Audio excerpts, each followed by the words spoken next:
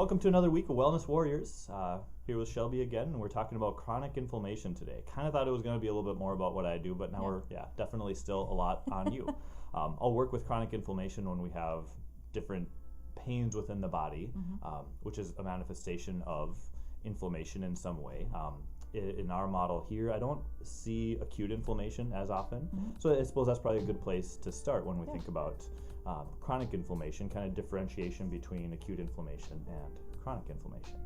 And I think too, though, you kind of do in your world deal a little bit with the chronic inflammation. And the great thing about incorporating your guys' things that you can offer, your different injections, is that we can help people achieve pain relief, so then they can go ahead and make those lifestyle changes. Because exercise, for example, so anti-inflammatory, but if they can't do it, we touched on that last week too. And we're a huge part, so I'm not taking away from that, but I think I guess it's a mesh, and that's why we're here at Rejuve, to be able to mix those two things together, multiple things, not even just those two things. I mean, we have the physical therapy component that adds in, the fitness, the gym component that adds in, and then if your whole body is starting to feel a little bit better, then kind of we have the aesthetic department that can help you look better and feel better all at the same time. And even just doing aesthetic things that make you feel better, even if they don't necessarily make you look a lot better, things like a facial. Yeah, there you go. It's just relaxing. It's a way to help de-stress the body, which is one of the main components of inflammation. Yeah, absolutely. Yeah. So you mentioned acute versus chronic inflammation. So I always like to explain to my patients, acute inflammation, it's what we want to happen. You have an injury, it brings the healing, the different parts of healing that we need to wherever the injury is, then the inflammation should stop. The problem is when that inflammation keeps going. A lot of root disease causes actually kind of that low chronic inflammation. So I like to think of it as almost like a slope, like acute inflammation, healing factors come in, they go away, perfect. That's exactly what the body should do. Chronic inflammation, because of poor diet choices, because of environmental toxins, whether it be mold, chemicals, whatever it may be, anything that creates that inflammation within the body, that's when we start to see the diseases come in. It's kind of this just low level, always kind of there, maybe some aches and pains. I was kind of describe it as smoldering. Yeah. Oh, that's a great way to put it. Yep. Kind of like that fire that is still kind of hanging on, but not fully there, but we really need to put it out because, like, you probably see a lot of joint destruction. Which is all part of that smoldering. Yeah, absolutely. Even osteoarthritis. A lot of people think just like the wear and tear is because it causes the osteo. Because I'm getting older, not necessarily because of the inflammation that's going on around it. Yeah, but actually it's a lot of research shows it's that kind of low level smolder. Right. So there is a big difference. Some inflammation is great, and the long chronic inflammation is not so great. Right. Yeah, it leads to kind of big chronic health issues. I mean, so we talk about, we have osteoarthritis, which is kind of the wear and tear, which can certainly happen because of an injury. Again, because and sometimes that injury doesn't get turned off, but sometimes it just changes the biomechanical compensations. So then all of a sudden we have more. Or maybe it was something that required a surgery, and then you had that surgery that kind of precipitated future events that break things down. Or you have one area that broke down, now you're compensating, so the other side is breaking down. I mean, almost every day I'd hear people talk about that they worked on concrete floors for all their life, and that's like part of it is the breakdown from the feet all the way up through the body. And I mean, we think about that because of the concrete floors, but why exactly? It has something to do with how the arches are flattening and compensating to that concrete floor, because it doesn't give it all. What type of shoes we're wearing, what our hips position, what that looks like, how that's affecting our knees, our back, all the way up to the upper extremities, because everything is connected, which will be a little prelude to the biotensegrity that we can talk about next time. Yeah, I'm looking forward to that. I think that'll be really good. So say, we can talk a little bit more, but say you have somebody like that, because a lot of my patients too, they have stressors. Like, I wish I could modify them, but unfortunately we can't. So we have to help the body adjust, even in inflammation. Sometimes people are willing to make certain lifestyle changes, or they can, to offset that chronic inflammation, but sometimes we have to find other things to do. What kind of things do you find that are helpful to help your patients who have that chronic inflammation, especially like if it's a job where they can't change their job? I mean, that part is one of the most difficult pieces. I always try to find something that we can do to modify. Say that it is work. And sometimes it's like we need to kind of take a big global look, kind of look down at what is going on. And sometimes it is the hardest change to say, you know what, this job probably isn't right for you, or we know it's not right for you, so now what do we have to do? We have to make some compensations around it, look at those stressors and see if we can modify them in some way. Sometimes it's diversifying what you do, delegating things to other people. Sometimes it's the only job that you know how to do. It's the only thing that you can do. That's True. what your skills are. And sometimes we can't avoid it, and we need to allow them to continue to manage that. But we need to kind of, at least if we can still manage that stressor and do a little bit that we can to help calm that down, then hopefully we can, especially on my side, it's pain. I mean, it's the number one thing that people can feel for their inflammation. I suppose fatigue is probably the other big inflammatory thing that people actually feel. But pain is one that's very loud, and it's there, and you can tell when it's there and when it's not. Just like fatigue, you can tell if you have energy or not, and how much that changes what you're able to do. So if we can decrease their pain, while maintaining the joint, I think that's one of the big things that we do, that we're not just giving you a strong anti-inflammatory. I mean, all this talk about inflammation, and that's probably the big elephant in our room is cortisone is an anti-inflammatory. So if you have a joint that's inflamed, and we're going to talk a lot about inflammation, and we give it an anti-inflammatory, it should feel better, right? It should get better. Right. But those cortisone injections actually will break down the joint further, causing more destruction, quieting down our body's ability to respond to that little bits of minute acute effect, inflammation, because we're always inflaming, we're always repairing from that inflammation. But if you now put a drug in there that stops response to inflammation, you cause more breakdown. So you have more cartilage loss, you have more integrity of the joint loss. So then you have more pain in the future, even though you maybe had a short time of no pain. So when we do injections, and again, we'll talk more about the things that I do differently later, but we're using something called dextrose, which is a sugar compound which actually gives energy to the mitochondria, which I was telling Shelby earlier that I know a lot about inflammation, but like the chronic inflammations of what's going on within the body are different than my inflammation within joints, in a way. Again, all connected. For sure. So it's just researching more on it, and it's actually the mitochondria. So thinking about cells, we have all these little, like, cells make up our body. Then cells are made up by these little organelles. And anyone who studies biology has knows what a mitochondria is. So they think about them as the energy house of the cell. So they make the power, they make the ATP. The ATP is what runs cellular functions throughout the body. But mitochondria, interestingly, are also the signal to turn off acute inflammation, to say, okay, we're healthy, we're okay, we can keep going and doing things normally, to allow other benefits coming into the cell. So by injecting dextrose, or a sugar compound, we can actually get more energy into the cell, so the cell can repair itself better, so the mitochondria can turn off and say, okay, we're okay, we can keep going. I think that's such an important part, because inflammation, whether it be acute inflammation, especially more of that chronic inflammation, will cause. Are you familiar with the cell danger response at all? Remind me. Okay, so I think I know the idea, but not the term. So the cell membranes, all of our cells, they have a cell membrane. Things need to go in, they need to come out. All of the waste from the mitochondria from producing energy needs to get out of the cell. Good nutrients need to get in for the mitochondria to be healthy. So a lot of chronic fatigue and inflammation, they go hand in hand, like you were mentioning. But our cell membranes will actually shut down if we have that chronic inflammation. And that's what is turned off by the mitochondria. So I didn't, again, no, that's the concept wasn't there, but it was just interesting. I was at a conference last December, and they're talking about cell danger response, and we can give our body all of these things, all of these nutrients, whatever, to support mitochondrial health, but sometimes they're still not getting inflammatory benefits. They're still not improving their energy until we take a step back and say, okay, cell danger response. Why are we not able to help these people feel better? So we can give them, a lot of times we notice it, we're giving them supplements. They're not feeling better. They're not sleeping.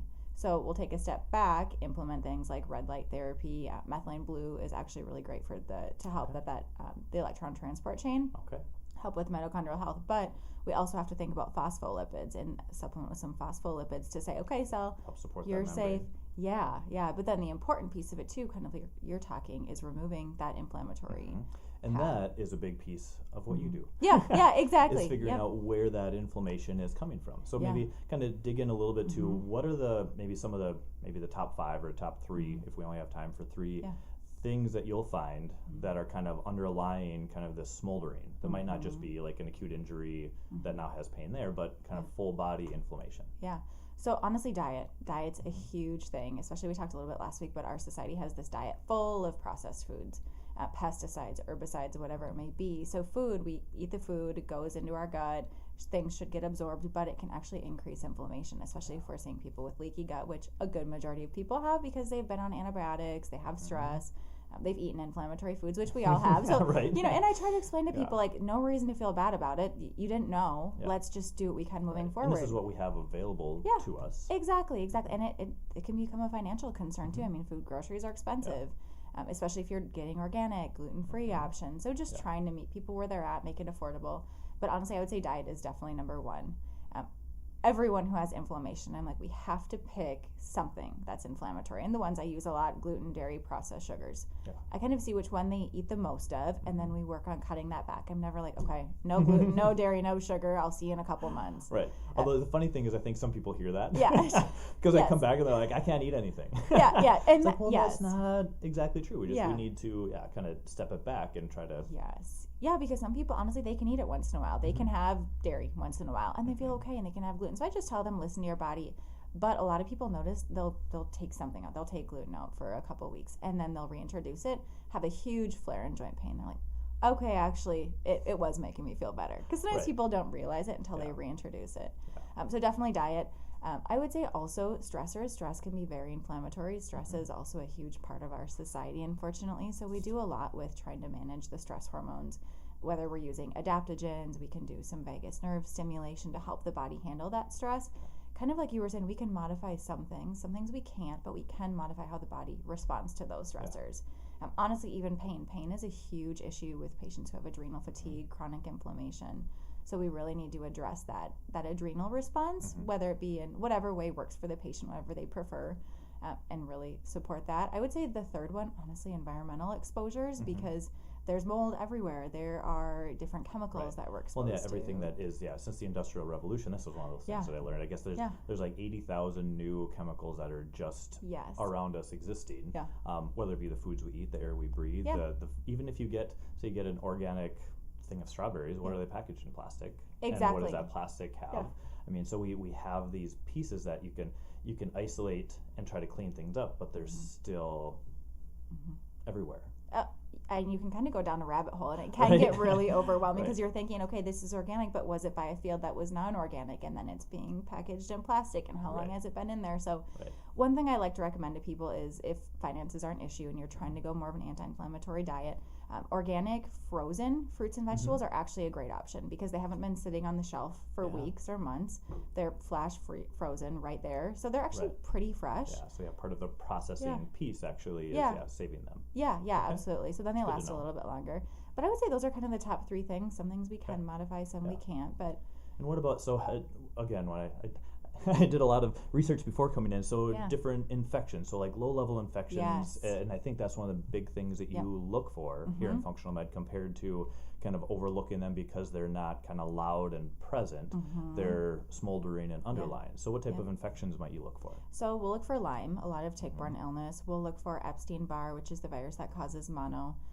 We'll look also for other sorts of antibodies that are kind of low-lying. So thinking about thyroid antibodies, thinking about like an ANA, looking at that, just kind of that immune response. So I like to explain to my patients there's something that's stimulating this immune response that's leading to inflammation. So inflammation is really the end of it. Right. What's stimulating that immune response? For everyone, it's different. So that's where that history comes in. We're thinking about antibiotic use as a child. Do we have like a low-level candida overgrowth within the gut? Do we have SIBO, small intestinal bacterial overgrowth in the gut that's triggering some sort of inflammatory immune response? So really we kind of deep dive into it for each patient depending on their exposures. We check a lot of labs. Some labs come back normal. Some people don't have Lyme. But then sometimes our Lyme testing isn't super accurate. So we look more to alternative ways. Or if we know they have a history of a tick bite and things seem consistent with a chronic Lyme or chronic tick-borne illness, we'll treat it based on their symptoms as opposed to needing to see that lab value. Yeah, and I think that's one of those big things that's different, again, functional medicine, and not just here, functional medicine in general, I think, compared to standard medicine. Number one, we take a little bit more time to look into everything. I should say I mean, and I do too in joints. But, you do too. But when we're talking about that chronic inflammation underlying within the body, you take a lot more time to talk to them and figure out what is going on, what is kind of underlying causing that inflammation versus just treating those symptoms. So probably one of the biggest inflammatory conditions that almost everyone sees is diabetes. Well, whether you have it, but know people who have it. So diabetes is based off of inflammation. And certainly there's some that are kind of, and they're all like autoimmune. So maybe kind of going into, I mean, autoimmune. So we talked about exposures, so kind of diet, things in the air. We talked about a few viruses that can cause it. And then what about autoimmune? I think that's another big pocket of inflammation. Completely. So at the root cause of autoimmune is, inflammation, because kind of like we talked acutely, we're exposed to something, whether it be a viral illness, right? Like COVID. A lot of people got COVID, and then all of a sudden they are starting to have fatigue, and we're finding they have thyroid autoimmune disease. So it's interesting to go back to, okay, so we have COVID. Our body says, hey, there's this illness. I need to start creating antibodies to fight this. But then what should happen is that immune response should shut off. Sometimes it doesn't, and it keeps going, and it keeps attacking. And it's like, oh, things that should be safe, they're now identifying as foreign, starts attacking the body, develops this immune response. So really at the root cause of autoimmune issues is also inflammation, but why? Right. So there are things we can do. So I always struggle with this idea. I'm like, okay, so some antibodies are good, right? Like we think about, we give a vaccine, we develop antibodies, but at what point does that become pathologic? I still haven't been able to find an answer on that, by the way. So if you have one, and I brought, I know, I brought that to people because I'm like, so sometimes it's good to stimulate an immune response, right? But should we be doing that in people with autoimmune disease? I don't know, because their immune system's already confused, so are they further going to continue to develop antibodies? Right. So I'm still trying to figure that out. Right. But and of course, we all have that inflammation, and autoimmune disorder is inflammation, chronic inflammation in general. I mean, we look at heart disease, we look at diabetes, we look at rheumatoid arthritis, things like Lyme disease. They are all climbing exponentially compared to in the 1900s. And of course, we're living longer as well, being able to treat some of those things longer, so more of it is manifested later in life. But it's all there, it's all underlying. So things that worked 50 years ago may not be the same things that we should be doing and working with at this point, even though we still want to keep society healthy. Right. And it's hard if you look at a lot of the research, like what came out around like the late 1990s, in 1980s, a ton of like high fructose corn syrup, which increased ADHD and autism. So I think there are definitely things that went on in the 1980s and 90s that we're seeing the result of now, because I mean, I don't know about you, but I don't remember seeing so many autoimmune diseases. I definitely did not. And even like coming through medicine, I mean, I've only been practicing for 10 years that I've been truly practicing kind of medicine in the PA world compared to athletic training before, which I definitely didn't focus as much on anything that I know now. But yeah, during that time, I mean, the amount of kids with autism, the amount of people with heart disease has always kind of been on a climb, and cancers have always been on a climb, but I mean that's been for a very long time and getting exponentially worse. Things like colon cancer, inflammatory bowel diseases, I mean that used to be something like in the 50s, 60s of 50, 60-year-olds that you start screening for colon cancer. Now, I mean 45 is I think the new recommendation, but even into the 30s you should probably start looking if you have any kind of history or any kind of bowel stuff going on. And you talk about the gut and the health, not just the inflammation that happens within the gut, but how the gut influences inflammation outside of the gut, and how the gut is a direct communicator within everything in close proximity. I think I went on a huge tangent. No, you're good. No, that's great. So that's a great segue, because I think that's a good point. So 80% of our immune system, which is responsible for that inflammatory response, is in our gut. So if we're eating inflammatory foods, we're saying, okay, here, create this immune response, and then further leading to the development of autoimmunity. And it's interesting because a lot of rheumatologists, so there's a big correlation between rheumatoid arthritis and inflammatory bowel disease. So people who have RA are getting worked for IBD. And I've asked rheumatologists, like, okay, so if we treat the gut for inflammation, what do you think the effects are going to be on the rheumatoid arthritis? And they'll point blank say, there's no impact. There's no correlation. But I'm like, yeah, but you're telling me rheumatoid arthritis and inflammatory bowel disease are correlated. So honestly, a lot of my autoimmune patients, that's the first place that we start, is the gut, looking for leaky gut, looking for food intolerances, stool testing to see if there's like chronic parasites, chronic infections, bacterial imbalance. And honestly, a lot of people get better. I've had patients have a positive ANA meaning that there's something autoimmune going on. Might not be full autoimmune disease, might not be full RA, lupus, where they're seeing rheumatology, but kind of this pre-autoimmune state. So I've seen ANAs go from positive to negative, and in the rheumatologic world, it's like we don't recheck ANAs because once they're positive, they're going to be positive. But it's super cool to see that and be able to deliver that news to patients, and because all of their hard work that they do. I mean, it's hard. Like we don't ever discredit that the work that they're doing is so hard. Yeah, it's not quick, and we live in this world where people want the quick fix. And this is all of us. I mean, we all want instant gratification. I mean, I'd much rather have it now than wait for it. Yeah, me too. I want to feel better now, not in 5-6 months. Yeah. But if we make all those big changes to see that end result, I mean, then we can sustain it for a lot longer too, because we've made changes to get us to that point. And so much of our medical model right now is fixing the broken. Symptoms show up, and then we manage those symptoms because something is wrong, versus being able to just kind of live in this healthy world. I mean, this kind of the concept of medicine 2.0 versus 3.0. 2.0 is the something's broken, let's fix it. 3.0 is let's stay healthy, live longer, kind of decrease that kind of that curve of decline, so we can like healthy, and then we die. Instead of healthy, we get worse, and then eventually we chronically sit here, and then we die. Like, we don't want to just live longer. We want to feel well while we're living longer. And part of that is trying to kick this inflammation, put out that smoldering fire early on. And we're always going to have some of it. We can't get out of our environment. We are going to have those things that are going to inflame us. And there will be people's bodies all react differently. They have different signalers, and we don't live in a vacuum. We don't have this one inflammatory thing that is driving it. It's like we don't just have lupus. We don't just have heart disease. All of these things come back into it. So if we're able to, again, kind of modify it and have a healthy body going forward, or a healthy, and everything, even our heart and soul, and how that's attached. So this was a very interesting thing that, again, a big, huge tangent, but my brain just went there.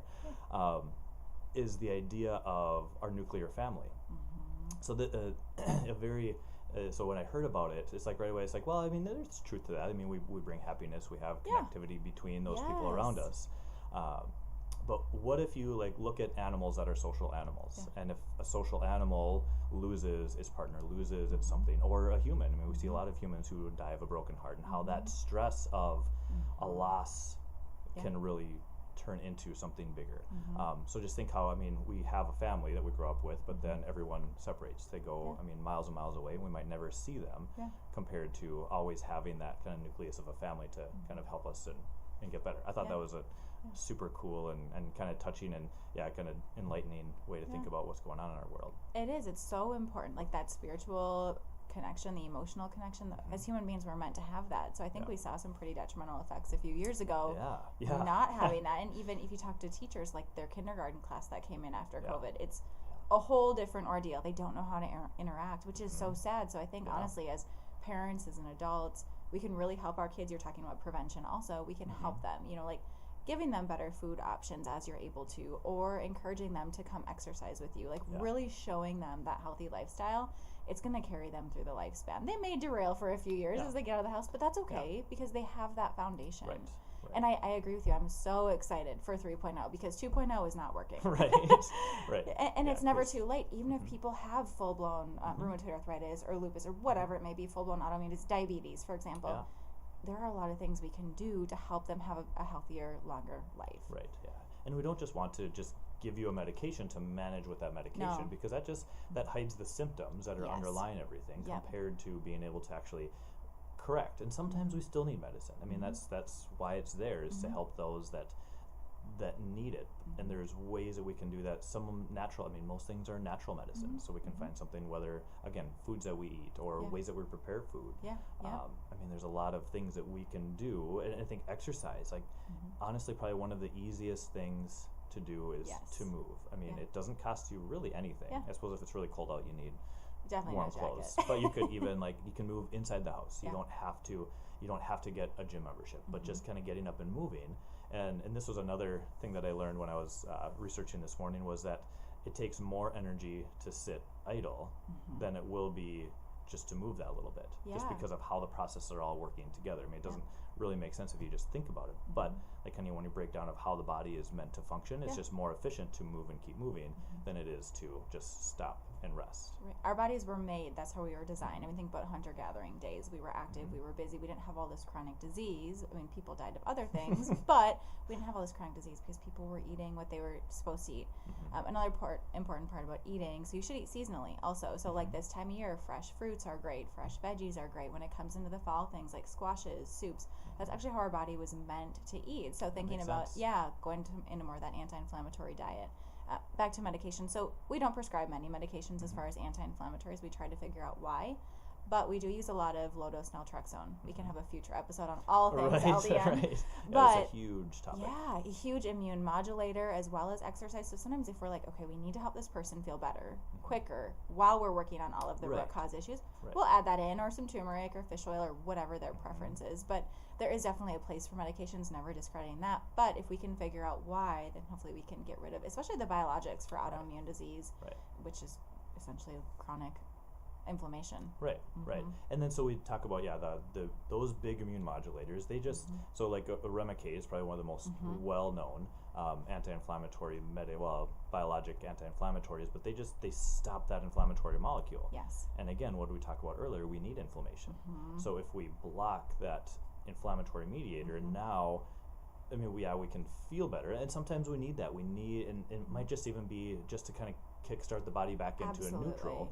But it doesn't necessarily have to be a lifetime medication to make you feel better. We should kind of reassess, kind of put that fire out, get that smoldering down, kind of get back to kind of a neutral, and then work on our body's ability to get under control. Yeah. And honestly, even if patients do opt to do that, or we'll see them a lot, they've been on Humira, Remicade for years, and they're like, well, my pain's still a 7 out of 10. I'm exhausted. I'm getting sick all the time, because with the low-dose naltrexone, it'll help modulate the Th1, Th2 immune response. So Th1 is our good immune system, is kind of how I explain it. Th2 is more of the autoimmune.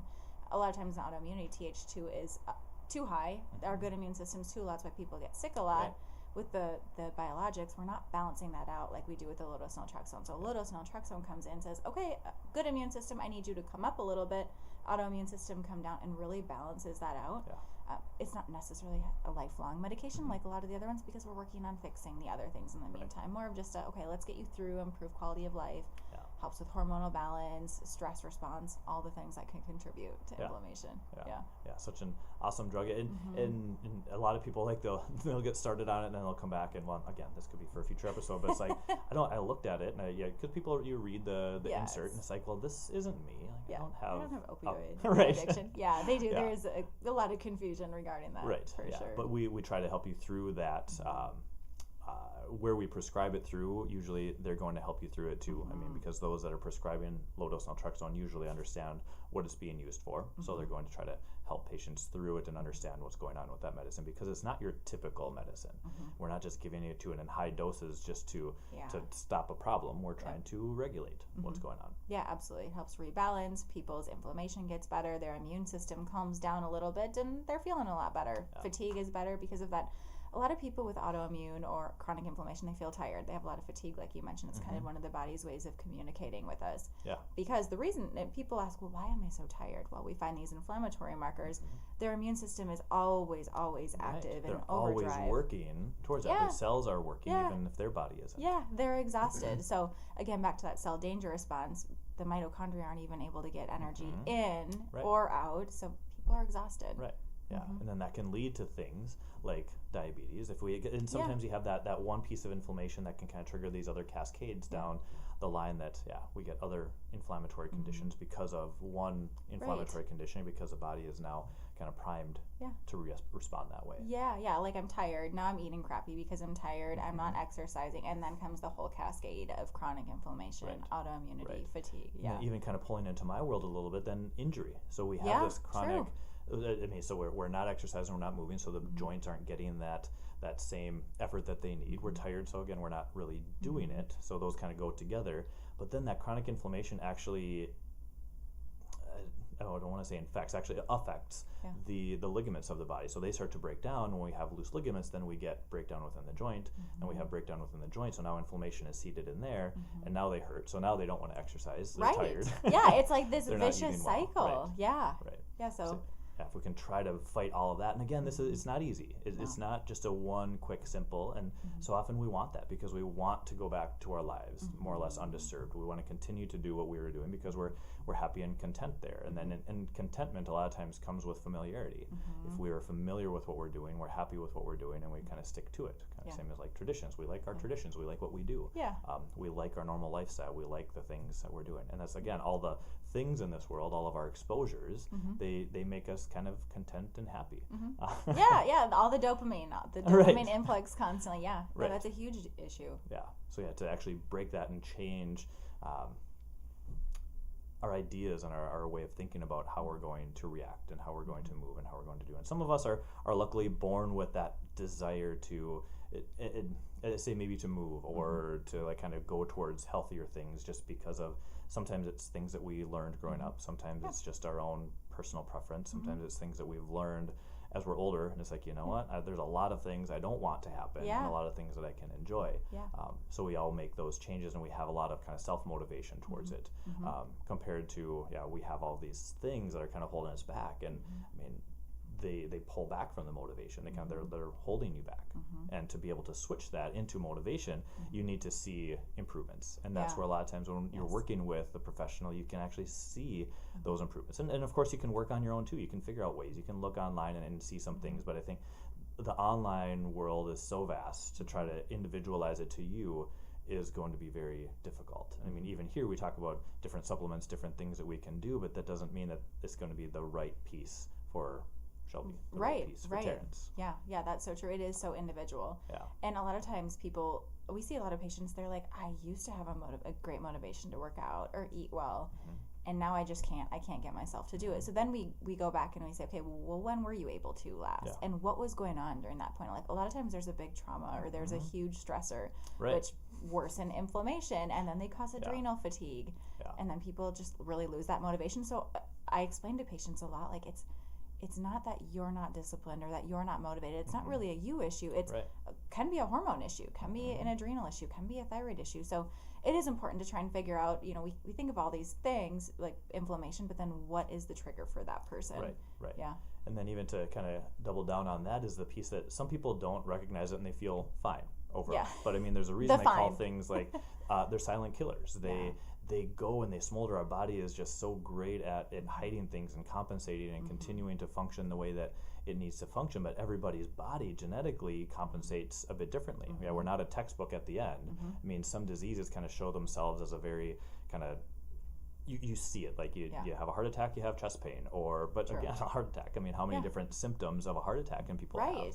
You have like the textbook, left arm pain, my chest hurts, feel like there's an elephant on there, but then you have the people that just feel more tired than usual, just kind of feel nauseated or some heartburn. Right. So I mean, nothing just follows that textbook, and this is the way it is. So we need to look at, again, how are you manifesting, and what can we look at? Because even on the outside, if you look okay, I mean, that's only, what percentage of your body can you see compared to what's actually going inside? And we're also really good at hiding things. Like, I'm fine. I don't need the extra help. I don't need to go to the doctor because I'm feeling well, or I'm feeling okay. But again, a lot of times you can break few more things down and find out, you are getting more tired, and it's not just because of age. You are having more aches and pains, and it's not just because of age. That's such a sad myth too. People in our society have this expectation. A lot of people say that, well, I'm so tired, and it's probably just because of my age, or they're a primary care provider.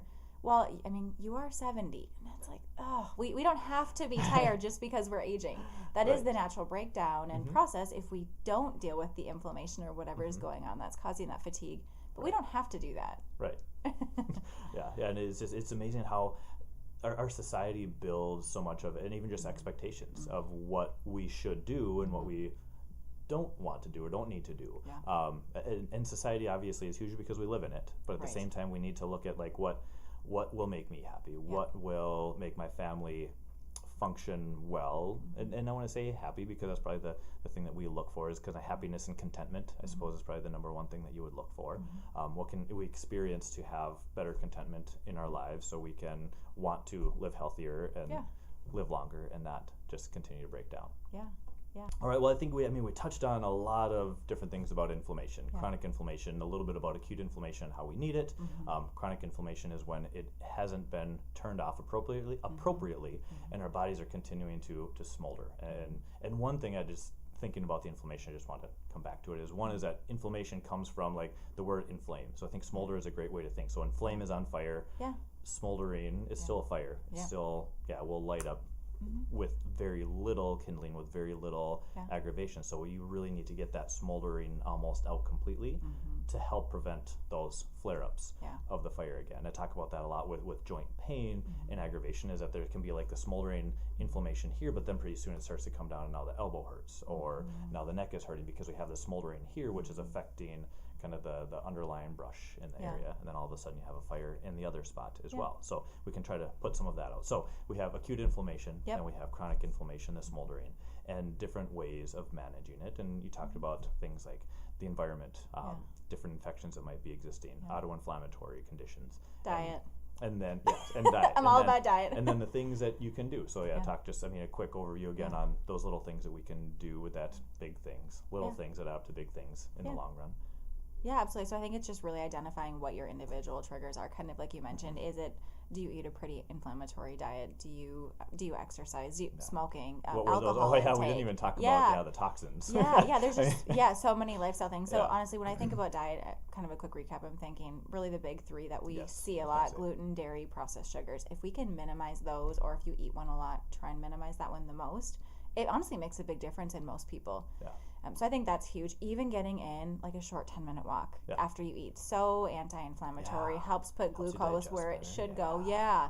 Brings down the blood sugar dysregulation, insulin resistance, very inflammatory. So I'm like, and it doesn't have to be huge. No, it can be 10 minutes. 10 minutes is great. Yeah, and you can even march in place in the house. Like you don't have to, again, if it's blizzarding, it's raining outside, you don't want to go outside. Yeah, you can just march in place. Or you can march on the couch. Yeah, do some sit-ups or squats or whatever your body allows you to do, but just moving for 10 minutes.